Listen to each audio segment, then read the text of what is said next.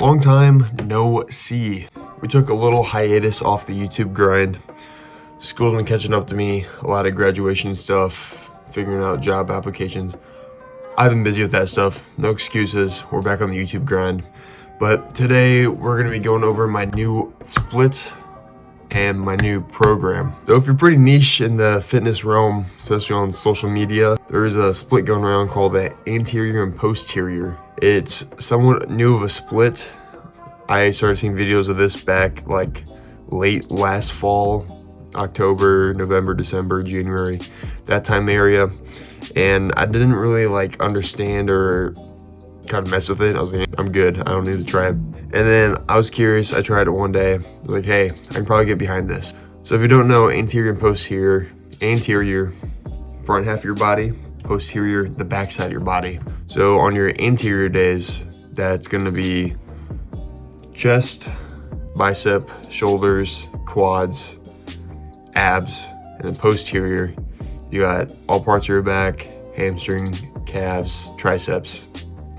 Now, when a lot of people run the split, they flip-flop bicep and tricep, which makes sense because any chest pressing movement, you're going to be using your triceps. They're going to be activated. And then same with any back movement, your biceps will be activated as well, and there'll be a stimulus there. So I know some people that do the split and they keep biceps with their chest days and triceps with their back days. I'd rather just flip-flop it. So in a sense, if it's so confusing to you, it's somewhat of a push-pull times upper-lower split, kind of mash those together. I've ran upper-lower in the past and I like it. I just feel like I get pretty tired of the split pretty fast, but I wanted to give this another shot. I like having a structure where I can go in and pretty much hit every muscle group and really balance out a healthy regimen throughout the week. I realized with my current split that I feel like I didn't have that much rest days out of the week. I would have 1, maybe 2 rest days, and then on those rest days I'd still go up and do cardio. So I realized I needed a split where I can have more variability and overall more rest and recovery days. So with this split, essentially it's a 6-day split. It's anterior A, posterior A, rest, anterior B, posterior B, rest. All right, let's get nitty gritty with it. So I'll be popping up some videos and photos off to the side as I talk about the split. So with the anterior posterior split, there's a lot of questions that arise. There's a lot of overlay. Do you have enough time to recover? What's the structure looking like? Limitations, all that. So I'm just gonna go through everything that I've experienced and kind of the common problems that people arise to this split. So not in any order, but 1, the frequency. I like a high frequency, low volume split. So what this means is on my anterior and posterior days, I pick a bunch of exercises and I only stick to about 2 sets per exercise. Sometimes 3 if that's like abs or calves, but that's gonna be a small accessory movement. So that's the low volume part. And the high frequency part is if I'm doing a on-off split, that means I'm gonna be hitting my muscle groups pretty often during the week. So if it's a 6-day split and I'm resting 2 days and it's 2 anterior days and 2 posterior days, I'm gonna be hitting that muscle pretty often. So it's gonna be a lot of stimulus, a lot of mechanical tension. So on a muscle activation standpoint, this split is very good when it comes to frequency. And like I said, low volume, basically each day 2 exercises per that muscle group, sometimes 3. So really not a whole lot. And this leads into the second segue of recovery. Like recovery and overlay. Like how can you recover properly if you're gonna be training this often, blah, blah, blah. And like I said earlier, there's been a lot of speculation when it comes to keeping your triceps on your posterior days and your bicep on your anterior days. And a lot of people experience this overlay where if they hit anterior day, then they walk into the next day kind of not sore, but definitely fatigued. If they hit biceps on their anterior day, they walk in the next day doing back and their biceps were already activated. There's already a stimulus from the day prior. So 1, your back workout is not going to be as effective, and 2, it's more strain and even more stimulus on your biceps which cannot be a good thing if you just hit them the day before. The stimulus to fatigue ratio is definitely a real thing, and if you're going to be overstimulating your muscles and overall raising the fatigue, that is not a good thing, especially in a hypertrophy mindset. So I think if you're going to run the split, you got to be smart about it. In my opinion, you got to pair up triceps on your anterior days and your bicep on your posterior days. So you're still keeping that push-pull structure and really just being smart with it. And the second overlay problem is hitting legs back to back. People are gonna look at this and be like, why would I do that? Let me explain. I can get behind this one. So anterior days, you're hitting quads, and the posterior days, you're hitting hamstrings. So people are like, well, if I'm squatting or doing a leg press on the first day, then when I come in to do hamstrings, and my hamstrings are already gonna be activated from the day prior. Yes and no. You gotta be smart about what quad exercises you pick. So the first day of my split, for example, anterior A, the only quad exercise I do are leg extensions. No squat variation, no squat pattern, just 3 sets of leg extensions, and that's all I hit for quads on the anterior A day. This isolates solely my quads, so that way I can walk into my next posterior day and have a good session with hamstrings. I can actually walk in and stimulate the muscle properly without being sore, which then leads me to, so if I hit quads, if I hit leg extensions on my first day, anterior A, my posterior A, I'm going in, I'm doing 2 sets of a leg curl and also a hip hinge movement. So the hip hinge movement I think is very beneficial. You got to add a hinge movement to your workout regimen, but hinge movements are very taxing, very fatiguing on your body. So you got to be smart when you plan this stuff, because if, say on the previous day, if I went in and did a heavy squat variation, whether that was like back squat, hack squat, a leg press, that's going to be overstimulating on my body. I'm going to need some time to recover from that. So if I walk in the next day and do a very taxing hinge movement, that's not going to be beneficial at all. First off, the stimulus isn't going to be the same because I'm going to be fatigued from the day prior. My legs are already recovering from the day prior, and overall it won't be beneficial to my hamstrings. And then to piggyback off that idea, my anterior B day, I start with a hack squat and then I'll do leg extensions. Because on a posterior B day, I'm not doing a hinge movement, I'm just doing 2 sets of leg curls. Well, regardless, like if you added a leg press in there, wouldn't that kind of activate like your quads, your hamstrings, your adductors, abductors? Short answer, yes. I'm a big fan of doing a leg press variation movement for leg days, whether that's hamstring biased or quad biased. But running the split and the high frequency, low volume, I fear you cannot effectively have a leg press variation in the split at all. If you walk in doing a quad focused leg press day, that's gonna be very beneficial on that first day.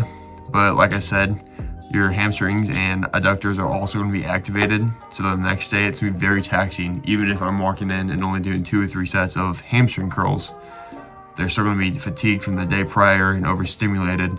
So the recovery won't be there. And vice versa. Even if I incorporated a hamstring biased leg press on my posterior days, where the following day I had a rest day, I fear that's still not enough time to recover. And still the leg press variation wouldn't be as potent and promising as if I just replace it with either a hinge movement or a hack squat variation. Let's talk about the structure. Like I said, I have an A and B day for both anterior and posterior. Let's go through what that looks like. So for my anterior A day, I'm running a pec deck to start with, incline dumbbell press, a dumbbell lateral raise, shoulder press, tricep extension, either a jam press or overhead extension, leg extension, and ab curls. Yes, this sounds like a lot, but if I'm only doing 1 to 2 sets per, it really goes by pretty fast. I feel like compared to other splits, I can get through this one pretty fast. It's high frequency, low volume, so it doesn't take as long to complete. And after doing 30 minutes of cardio, I can get out in typically 2 hours. But anyway, anterior A, I start with chest, move the shoulders, tricep, legs, and then abs. That's good. Now my ideology behind this is, if I'm running a split like this or an upper lower, I like to have variation, because at the very end of this day, I'm hitting quads. So I'm gonna be fatigued and tired from going heavy on my chest, my shoulders, my triceps. So that means on anterior B day, This is when I start with a hack squat, leg extensions, a dumbbell lateral raise, flat press, pec deck, tricep extension, JM press or overhead press, and then adductors to finish it. So as you can see, I flip-flop the 2 days. If I end with legs, that means on the next interior day, I'm gonna start with it, and vice versa. I just like to have this, that way I making sure I don't overstimulate my muscles and everything's kind of getting a fair shot. Right now I'm going through a phase where I'm not really specifically targeting a certain muscle group to grow. I just want overall growth. So I think it's very important for me to have variation and have a structure like this where I can flip-flop exercises and make sure everything's getting prioritized in a timely manner. And then quickly, let's go over my posterior days. So on the first posterior A day, I start with a wide pull down, which I've never really focused on wide pull downs before, but my ideology, if I'm hitting a back double bi, I'm gonna be like this. And if I'm hitting a wide pull down, my hand's gonna be about like this. So I'm gonna try to focus on that, see if I notice any changes, any growth. So we're gonna focus on that for a little bit. So wide pull down, wide row, a narrow row, so 3 back exercise movements, a preacher curl variation, leg curls, hamstring hinge movement, abduction machine, and calf raises. So this is bread and butter. This is pretty straightforward. Everything posterior is getting hit, and I like all the movements here. All the exercises I'm doing, I like it. Good stuff. Moving on to the posterior B day, I start with a heavy dumbbell row, and then I move into a wide pull down. From there, I do a dumbbell curl, incline curls, leg curls, the abduction machine, and calf raise. So, like I said, it's really not a whole lot, but everything's getting hit. And these are exercises I enjoy progressing in and doing over time. So I'm sticking with this. All right, so hopping around here, let's talk about recovery and rest days. So like I previously said, this split offered more rest days, more recovery, which I desperately wanted. The last split I stuck to for about over a year. I made it a 7-day split. I didn't really prioritize rest days at all. I always took rest days as needed. So there'd be times where I'd go through like a 8-9 day stint of purely lifting and I'd have no time off. Over time, this was okay, especially while bulking. I felt all right, like I can keep going, I can keep lifting, I felt great. But especially in a dieting phase, as of right now, I feel over fatigued and sometimes I just need some time off. And the bad thing about this was my mindset was pretty all over the place.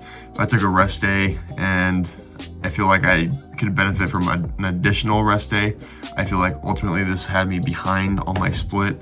Since it was a 7-day split, it was basically push-pull legs, chest, shoulders, back and accessories, shoulders, arms, and a hamstring biased leg day. I feel like if I took 2 rest days, I was really behind. Some muscles weren't getting prioritized, weren't getting enough stimulus. In a dieting phase, it's especially important that your muscles are getting equal amount of stimulus. That way, at most, you can at least maintain your muscle mass. So I value that ideology very, very highly. So this split was ultimately just burning me out. I wanted more rest days, more recovery days, but mentally it was just a very hard block to come across. While the anterior posterior might be a little funky, ultimately this provides enough frequency, low volume, so I'm not really getting fatigued as much. And it's really time efficient, so I can still do my cardio sessions within that 2-hour window that I can go to the gym. So that's beneficial for me. But being 2 days on, 1 day off, I'm always looking forward to that rest day where I can actually take advantage of it. Sometimes on these rest days, I still go up and do like an hour of cardio. I'm still getting my step going. So I'm still being active, but I'm not actively lifting. And ultimately, I think my muscles are loving this right now.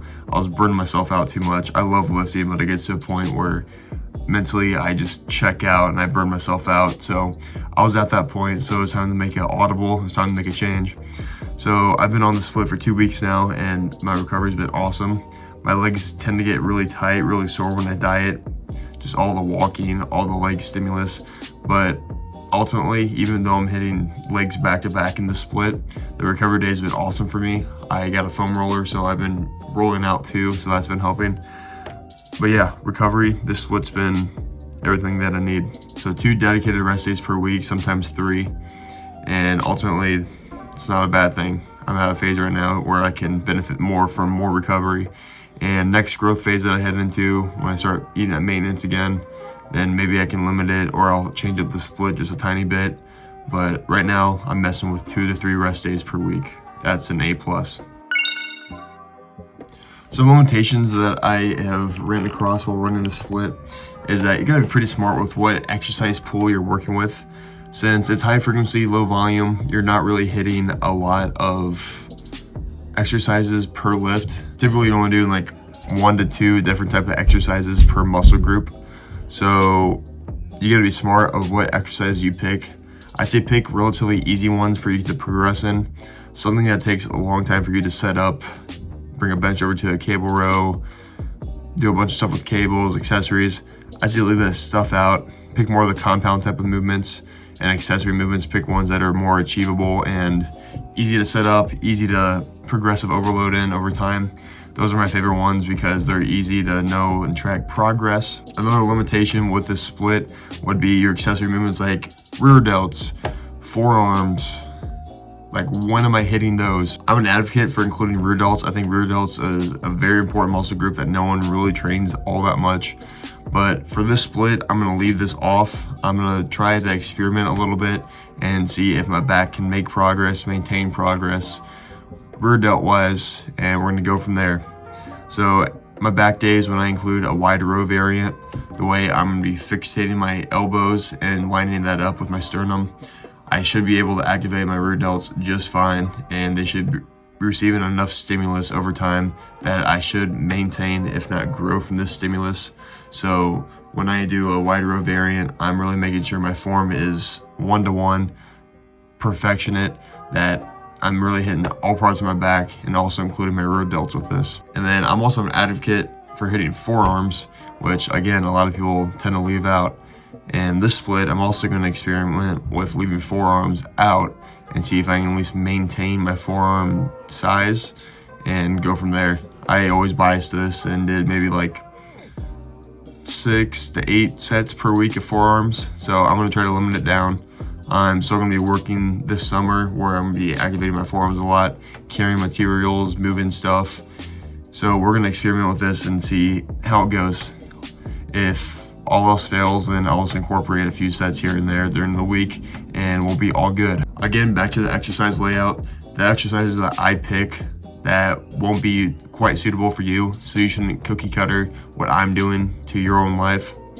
The exercises that I pick, like I said, it's easy for me to progress in. I like doing the exercises to begin with. And 2 and 3, since I'm a taller lifter, there are certain exercises, machines, movements that I prefer doing over someone that's like 5'7", 5'8", for example. The mechanical motion for me to hit a row is gonna be different from someone that's like 5'7". So there's gonna be different variations that I include that I do that I personally enjoy that someone who's on the shorter side might not benefit from. Overall, just pick stuff that's gonna better your fatigue management, that's gonna be easy on your joints, because with high frequency, you're still gonna be lifting a lot. Even though you incorporate 2 to 3 rest days per week, you're still gonna be lifting a lot on the anterior and posterior days. It's a lot on your body. So make sure you pick movements that are easy on your joints, easy on your central nervous system. They don't get overstimulated and over fatigued. Because if this happens too soon, then you're just gonna be burning your tires, you're gonna be staying complacent and staying in place. And that's one of the last things that we want. At least at the very bare minimum, you're maintaining your muscle mass, your strength, your gains. That's at the bare minimum. So at least be picking an exercise that's gonna be beneficial for you, that you can progress in, that you like, that you can treat your body well, recover from, and you'll be smooth sailing. Also think it's important to note more on the science-based lifting side of things right now. I feel like a lot of people are talking about RIR, reps in reserve. I more or less don't really follow this code. I train to failure. If anything, I'll leave 1 rep in reserve. This is more or less non-intentional. It just kind of happens. I more or less just worry about progressive overload. I worry about trying to be better than what I was last week, my last session. So if I can still go into a session and maintain that rep count or get another rep, that's what I look for. I don't aim for 2 reps in reserve, any of that stuff. Keep it easy, train hard, you'll be good. And also with volume management, like I previously discussed, everything is kept 1 to 2 sets. I previously discussed doing 3 sets on my first leg extension. That's extraneous. neglect that. But if you're doing more than 2 sets per muscle group per exercise, you're gonna be in the gym for way too long. You're gonna be stressing your body out way too much, and the benefits will not be there. Your stimulus to fatigue ratio is gonna be all jacked up. So keep everything to 2 sets or even 1 set.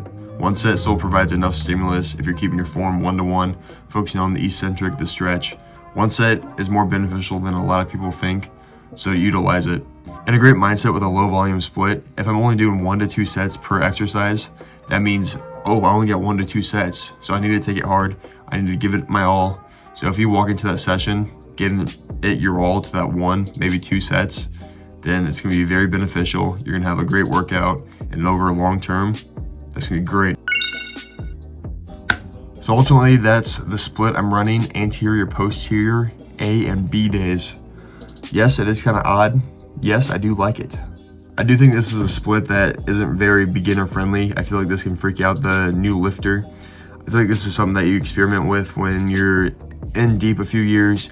You understand what the body can take. You understand your body specifically, understand how long it takes for you to recover, what muscle groups that you need to prioritize if you need to grow your legs or grow your back. Know how to prioritize that in your split. Know how to pick the exercises that are going to be friendly with your central nervous system, with your joints, and overall just knowing how to structure your own program. Because a split like this, you can look at mine and obviously take ideas from it, but it's not going to be 1-to-1 to what your goals are or what your dream physique is. So obviously you need to toy around with it and monkey around with it and really fit to your own standard, fit to your own needs. Yeah, this split checks off a lot of boxes for myself, so this is the way I'm running it. So I'd say just evaluate what you want for your physique, for your goals, for your dreams. And if this one checks the boxes for you, I say great. I say try it for a little bit. Worst case scenario, you dislike it, you tried it, you can move on. And best case scenario, you stick with this for a while and you keep running it. I think this is a great split if you know what you're doing, know how to structure it, know how to recover properly. So if I had to recommend it, I'd say yes, only if you know what you're doing. If you're a person that wants more rest days and a high frequency, low volume split, this definitely checks the boxes. If you're someone who kind of liked upper lower split, push pull legs, this kind of combines the two. So I think if you like the two of those, you'll like the anterior posterior. So I say try it. Let me know if you guys liked the video today. Again, I'm back to the YouTube grind. I'll be back posting consistently. I'll get a schedule down. Leave a like, leave a comment. Tell me what you liked, what you didn't like. And ultimately, I'll catch you guys in the next one. Peace!